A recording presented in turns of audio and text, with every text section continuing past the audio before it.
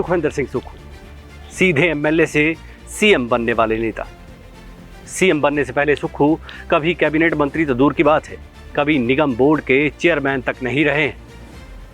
सुक्खू ने हमेशा सियासत में संगठन की कमान संभाली रखी। सुक्खू के इतिहास में ये भी सच रहा है कि इन्होंने संगठन में हमेशा आम आदमी से लेकर संगठन के लोगों तक अपनी ताकत बनाए रखी। ना ही कांग्रेस की सरकारों में सुक्खू को जगह मिलती थी और ना ही हिस्सेदारी।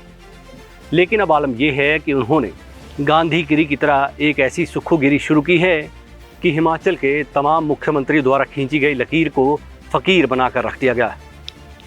लकीर का फकीर न बनते हुए सुक्खू ने एक ऐसी मुहिम छेड़ दी है कि वे पुराने मुख्यमंत्रियों के मुकाबले 21 ही साबित हो रहे हैं। आज हम आपको सुक्खू के उन तेवरों के जेवरों को दिखाते हैं जो उनकी सोच को बाकियों से अलग करता है। हमने पहले जिक्र किया था सुक्खूगिरी का। ये शब्द क्यों इस्तेमाल किया, ये अब आगे खुद देखें और समझें। दरअसल सुक्खू ने अपनी सरकार का आगाज उन अंजाम की परवाह किए बगैर किया था जिस अंजाम की वजह से आज तक हिमाचल में सरकारें रिपीट नहीं हो पाती थी, यानी फाइनेंशियल मिसमैनेजमेंट। सुक्खू ने इस मिसमैनेजमेंट या फिर मिसगाइडेड फाइनेंशियल मिसाइल को हैंडल करना शुरू किया। धर्मशाला में ओपीएस की रैली के मंच पर सुक्खू ने फाइनेंशियल मैनेजमेंट रॉकेट का लॉन्च पैड बना दिया। 1 महीने बाद हमारे मंत्रिमंडल का विस्तार हुआ। मंत्रिमंडल के सभी सदस्य, जिसमें कर्नल धनीराम शांडिल जी थे, चंद्र कुमार जी थे, हर्षवर्धन जी थे, अनिरुद्ध सिंह जी थे, रोहित ठाकुर जी थे, विक्रमादित्य सिंह जी थे, सब लोग हम मंत्रिमंडल के सदस्य बैठे, उनके सामने प्रेजेंटेशन दी गई और हमने एक कड़ा फैसला किया। जो विधायकों को विधायक निधि मिलती थी उस खर्चे को हमने रोक दिया। विधानसभा सेशन हुआ, कांग्रेस के विधायक भी कह रहे थे और सत्ता पक्ष के विधायक भी कह रहे थे कि हमारी विधायक निधि को बहाल करो। मैं समझाने की कोशिश कर रहा था, लेकिन सभी लोगों ने, कांग्रेस के विधायकों ने हमारा साथ दिया और हमने उस किस्त को जारी नहीं किया। इसका यह मतलब नहीं था कि हम इस प्रकार की तकलीफ उन लोगों को देना चाहते थे। इसका मतलब ये था कि आने वाले समय में हमें फाइनेंशियल डिसिप्लिन में रह के आगे बढ़ना है। यहीं से आपको सुक्खूगिरी का अंदाजा लग गया होगा। अफसरों से लेकर तमाम विधायकों की सियासी सुख दुख का ब्यौरा सुक्खू ने जग जाहिर कर दिया। जनता को साथ जोड़ने की मुहिम में सीएम ने हमेशा अंग संग रहने वाले अफसरों नेताओं को ताक पर रखते हुए जनता को ऐसा झरोखा दिया जहां से वे अपने भावी भविष्य की तरफ ताक सकें, देख सकें, उसमें झांक सकें। इसके बाद सुक्खू ने सामाजिक गांधीगिरी भी खूब समझाई। और जब पहली मंत्रिमंडल की बैठक हुई, कोई नए अधिकारी नहीं थे, कोई नए फाइनेंस डिपार्टमेंट के अधिकारी नहीं थे।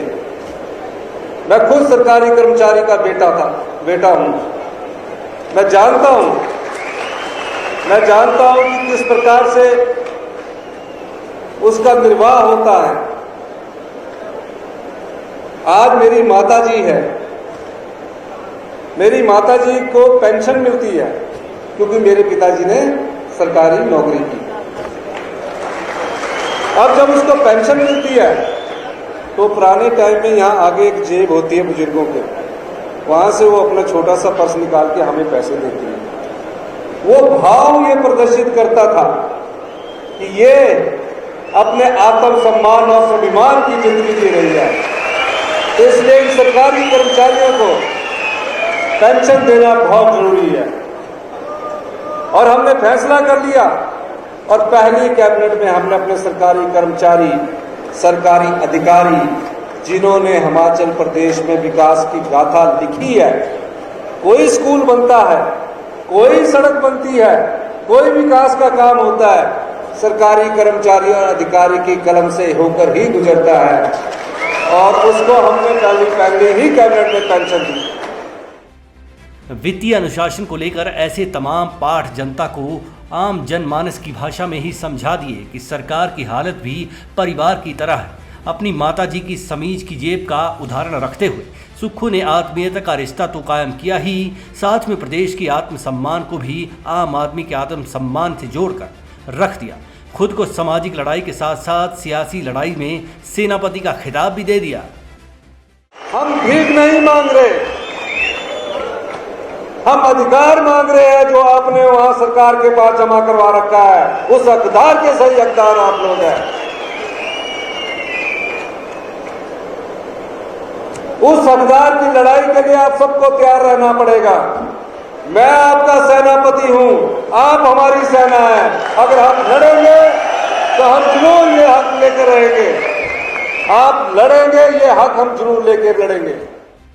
इसके बाद सुक्खू ने पहाड़ी सियासत का रियासत में नई रिवायत जोड़ी। ये रिवायत थी मेहनत सबको सूबे के समाज के रसूख को सियासत के साथ जोड़ने की। 10 साल का वक्त मांगते हुए आगामी 10 सालों में वक्त बदलने का भरोसा दिला दिया। आप देख रहे होंगे कि नीतियों में परिवर्तन किया जा रहा है, फैसले किए जा रहे हैं, जनता के हित में फैसले किए जा रहे हैं। और हम इस मंच के माध्यम से भी कहना चाहते हैं, हमारे सभी मंत्रिमंडल के सदस्यों ने ये कहा है कि हम दिन रात मेहनत करेंगे और हिमाचल प्रदेश की अर्थव्यवस्था को 4 साल बाद पटड़ी पर लाएंगे। और यही नहीं है, इस दिशा में हमने कदम बढ़ा दिए हैं। हमारा बजट इस दिशा की ओर बढ़ता हुआ कदम है। 4 साल बाद जब हम इस अर्थव्यवस्था को पटड़ी पर लाएंगे, 10 साल में हिमाचल प्रदेश हिंदुस्तान का सबसे अमीर और समृद्धशाली राज्य होगा। इसके बाद सुक्खू ने अपना रोड मैप जनता संग साझा किया। इंडस्ट्री विस्तार की मजबूरियां गिनवाते हुए प्रदेश में प्राकृतिक सौंदर्य और पानी को सोना बताते हुए जनता को सुनहरी सपनों की तस्वीर भी दिखाई। हमारे पास है क्या? हमारी इंडस्ट्री यहां लग नहीं सकती। इंडस्ट्री लगी है पंजाब के बॉर्डर पर, तो हमारे पास है क्या? सोच विचार किया गया।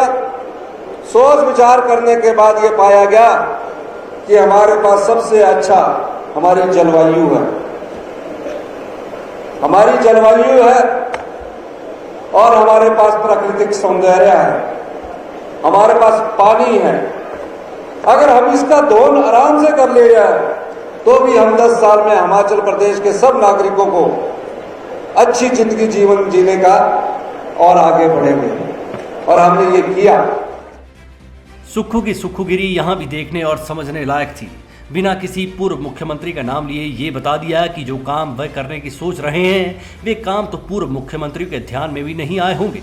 मुफ्त बिजली में हिस्सेदारी में बढ़ोतरी का सब्जेक्ट तो सामने रखा ही, साथ में जनता को ये भी बता दिया कि अगर वित्तीय प्रबंधन सही हो जाता है तो सब सही होने में देर नहीं लगेगी। सुना ही होगा आपने कि सरकारी पावर प्रोजेक्ट अगर 1 साल लेट वर्किंग शुरू करते हैं तो 1400 करोड़ का नुकसान होता है। मगर खास इशारा हर बार यही दिया कि वो जनता में विकास की एलईडी जगाने के लिए अफसरों के दिए रात को भी बुझने नहीं दे रहे।